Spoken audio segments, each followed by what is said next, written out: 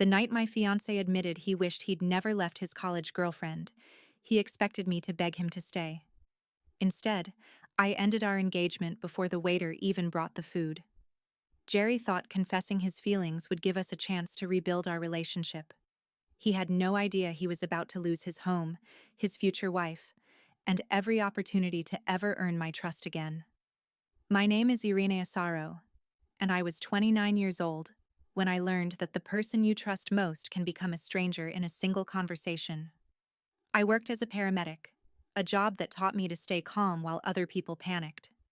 Jerry, 27, was an elementary school teacher. We'd been together for 3 years, engaged for 6 months, and were supposed to get married the following spring. The house belonged to me. Jerry had moved in about a year earlier, and we'd slowly filled every room with wedding magazines, guest lists, and plans for the honeymoon we'd always dreamed of taking in Hawaii. For a long time, life felt exactly the way I imagined marriage should feel. Then, everything changed. Around February, Jerry became distant.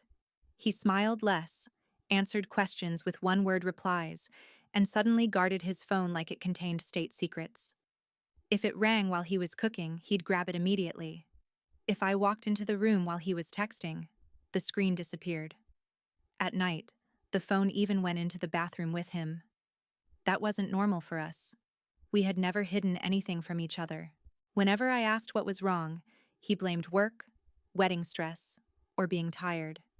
Every excuse sounded reasonable enough that I convinced myself I was overthinking things, so I stopped asking. Instead, I picked up extra shifts. Some weeks I worked more than 60 hours because I wanted our honeymoon to be perfect. Jerry had always wanted to see Hawaii, and I secretly planned to upgrade our hotel as a surprise. While I was working overtime for our future, he was quietly drifting back toward his past. The weeks before everything exploded felt strange. Jerry still talked about the wedding, but none of the excitement was there anymore. It felt like he was reading lines instead of planning a life with me. One night, I woke up and found him outside on the back porch texting. "Who are you talking to?" I asked. "Nobody, just a work group chat." "Then why hide your phone?" He slipped it into his pocket. "You're imagining things because you're exhausted." I wanted to believe him. Love has a way of making you question your instincts before you question the person you love. The following Tuesday, Jerry suggested dinner at a small Italian restaurant. I actually felt hopeful. It was the first real date we'd had in weeks. When I got home from work, he was already dressed, sitting on the couch staring at his phone. "You ready?" I asked. "Sure." No smile, no kiss. Just one flat word. Dinner started with awkward small talk. Neither of us had much to say until I finally put my fork down. "Jerry, what is going on?" He stared at the table for several seconds before placing his phone beside his plate. "I need to tell you something." My stomach tightened. Vanessa contacted me. His college ex-girlfriend. "When?" "A few weeks ago." "How many?" He hesitated. "Almost 2 months." Every late-night text, every secret smile, every excuse. Suddenly, all of it made sense. "You've been talking to your ex for 2 months while planning our wedding?" "It didn't start that way," he said quickly. "At first, we were just catching up. But it changed." He nodded. "We started talking about college, about how things ended. And old feelings came back." I felt my chest tighten. Jerry looked directly at me. "Vanessa made me feel something I haven't felt in years." I didn't say anything. He kept going. "What we had was intense." Then he delivered the sentence that destroyed everything. "With Vanessa, I felt like I was drowning in the best possible way." He paused. "With you, I feel like I'm floating in a kiddie pool." I stared at him. "What?" "You're safe, predictable, comfortable." He swallowed. "Sometimes I wonder if I chose you because you were convenient." Convenient. That single word erased 3 years of memories. While I'd been working overtime to build our future, he'd been comparing me to another woman. I sat quietly for almost half a minute. Jerry shifted nervously in his chair. Irene, say something. Finally, I nodded. Okay. He frowned. Okay? Nothing's stopping you now. His face immediately turned pale. What do you mean? You just told me your ex is the woman you really want. I said I'm confused. No. You've had 2 months to figure this out. He reached across the table, but I pulled my hand away. I never cheated on you physically. You cheated long before anything physical had to happen. I wanted to be honest. You wanted me to wait while you decided which woman you preferred. He looked around the restaurant, embarrassed that people might hear us. I wasn't embarrassed. I was done. I slowly removed my engagement ring and placed it beside his glass. When I get home, I said calmly, I expect you to be packing.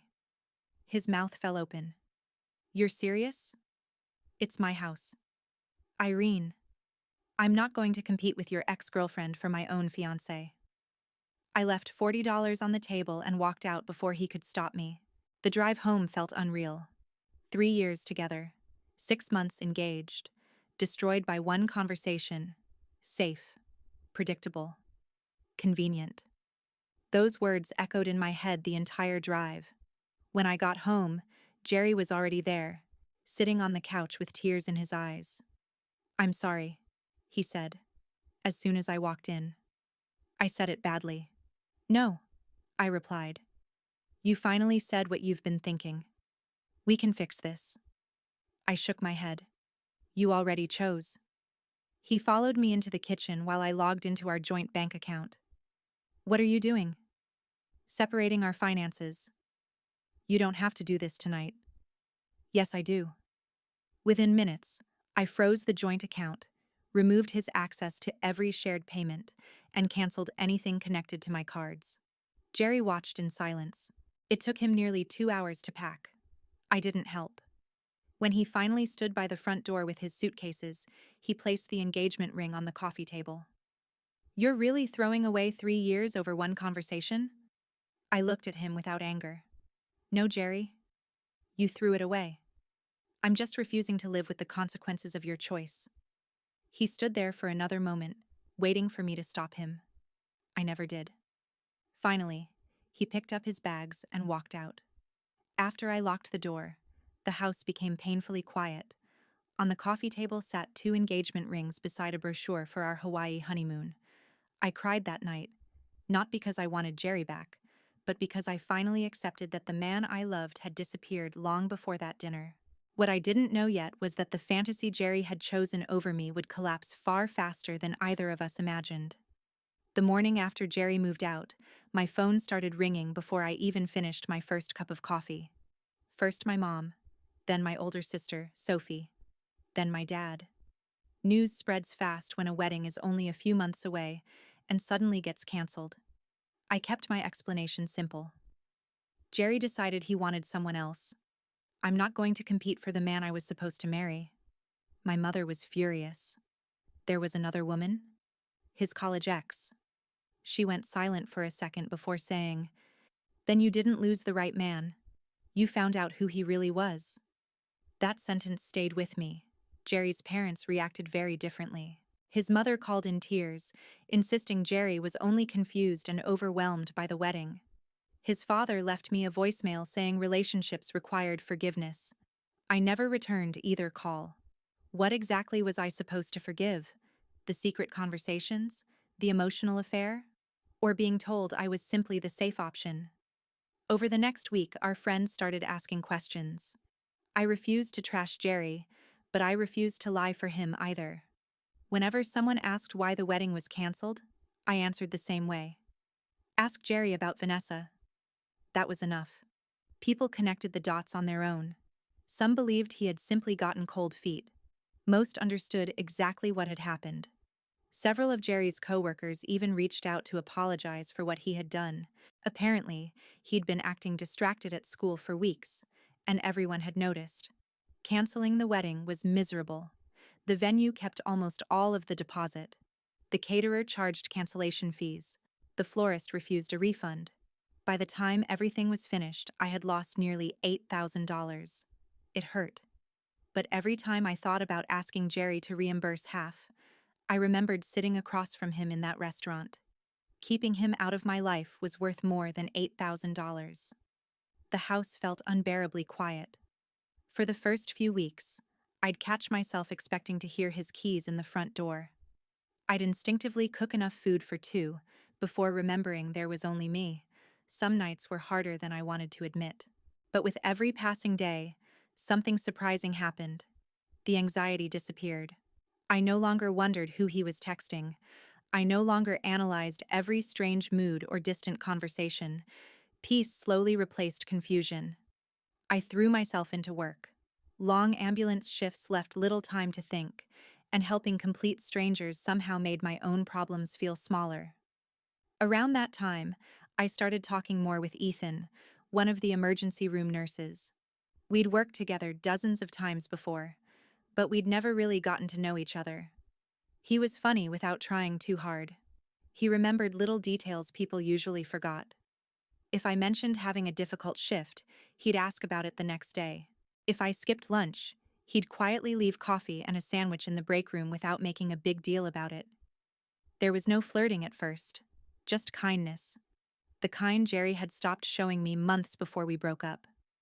For the first time in a long while, talking to someone felt effortless.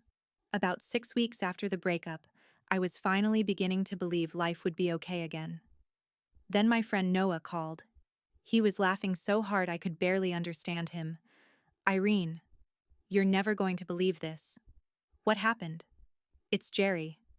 I leaned back on my couch. "What about him?" "Vanessa dumped him." For a moment, I honestly thought I'd heard him wrong. "What?" "They lasted about 6 weeks." I blinked. "That's it?" Apparently, she told him getting back together made her realize they were completely different people now. Said what they had was nostalgia, not love. I couldn't help shaking my head. The woman he'd risked everything for didn't even want him. According to Noah, Jerry hadn't taken it well. He begged Vanessa to reconsider, called repeatedly, sent long messages. Eventually, she blocked his number.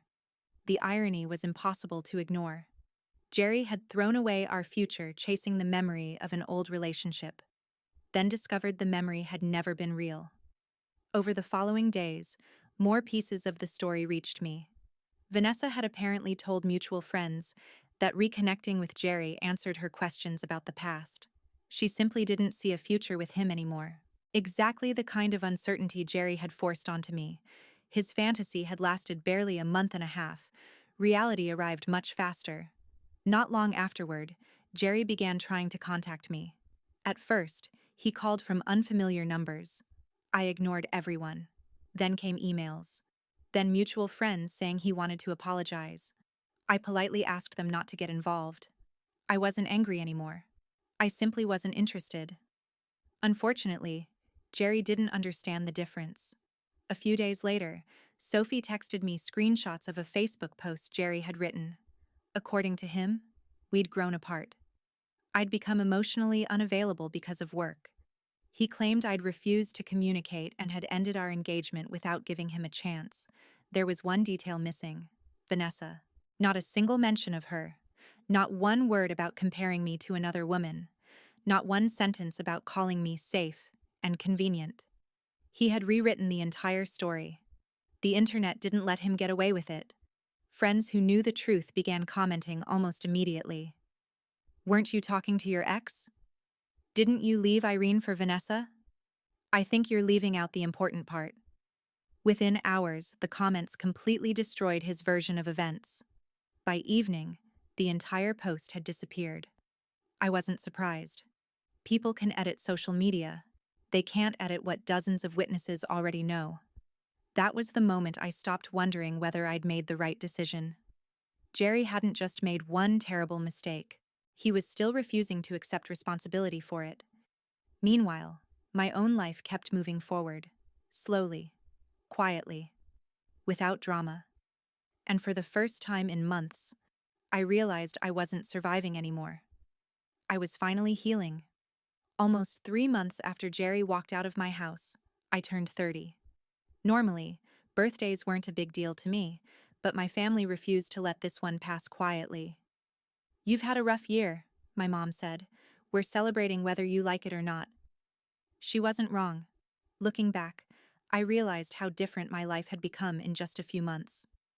The woman who had cried over 2 engagement rings on a coffee table was gone.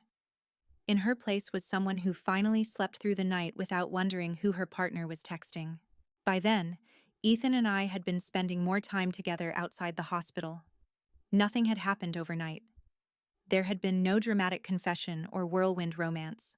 Just coffee after late shifts. Walks through the park. Long conversations that somehow made difficult days feel lighter. The best part wasn't that Ethan was exciting.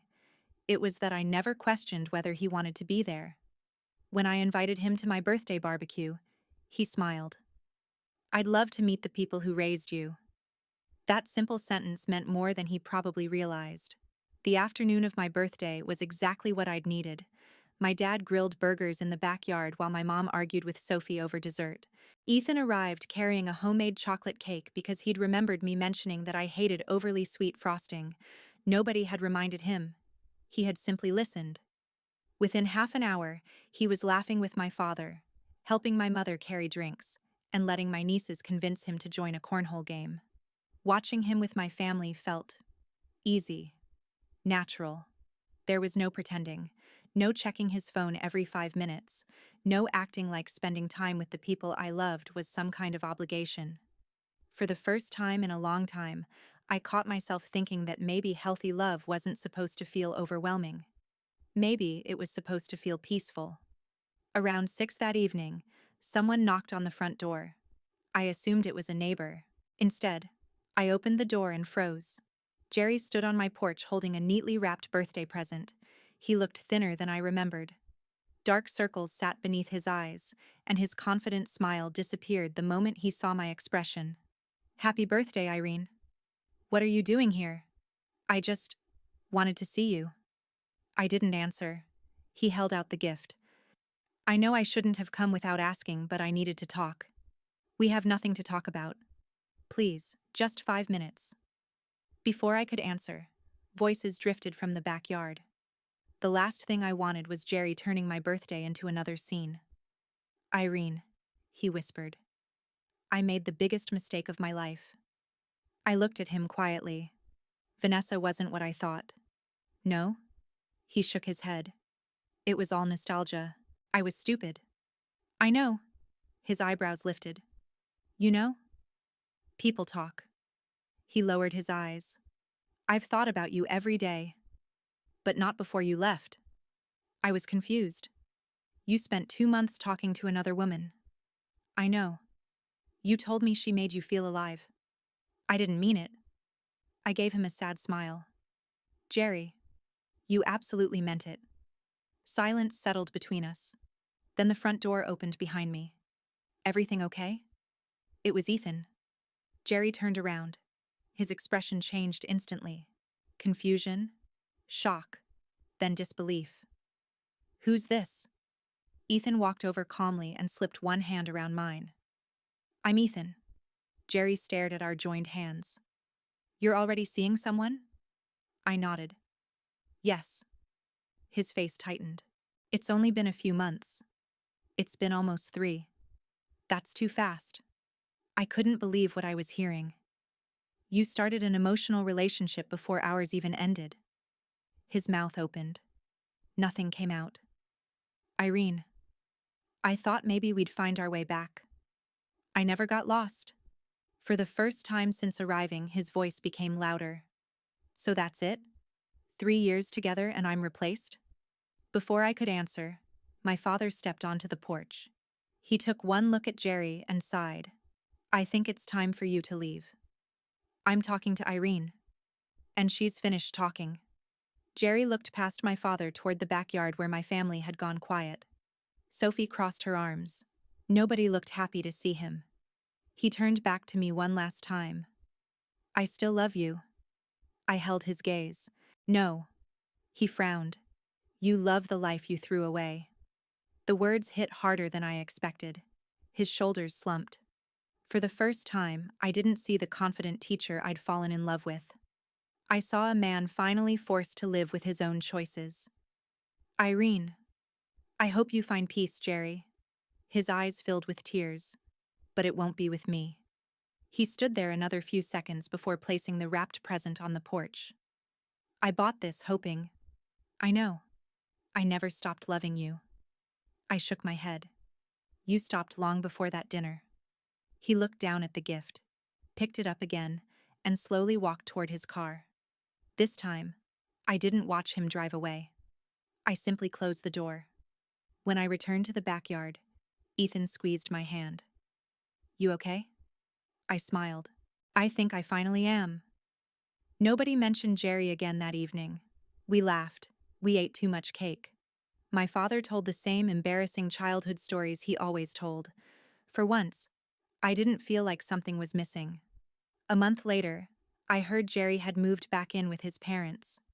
His relationship with Vanessa had become a story everyone already knew. Apparently, he'd tried reaching out to other women from his past, hoping someone would give him another chance. No one did. Eventually, he transferred to another school across town, hoping for a fresh start. Meanwhile, life kept rewarding me for walking away. Ethan and I grew closer without forcing anything. There were no games, no secret messages, no wondering where we stood. Every day, he chose me without making me compete for his attention. 6 months after the breakup, he moved into my house. It didn't feel rushed. It simply felt right. Almost a year after Jerry walked out, Ethan asked me to marry him during a quiet weekend by the lake. There were no grand speeches, just one honest question, one wholehearted answer. Yes. A few days after we announced our engagement, my phone buzzed with a message from an unfamiliar number. It was Jerry. The text was several pages long. He apologized for everything. He admitted Vanessa had been a fantasy. He said therapy had made him realize he'd thrown away the best thing that had ever happened to him. He asked for one final conversation. One last chance. I read every word. Then I deleted the message. Not because I hated him, because there was nothing left to say. Jerry taught me that love cannot survive when someone treats you like an option. Ethan taught me something far more valuable. The right person never makes you compete with the past. They simply choose you, every single day.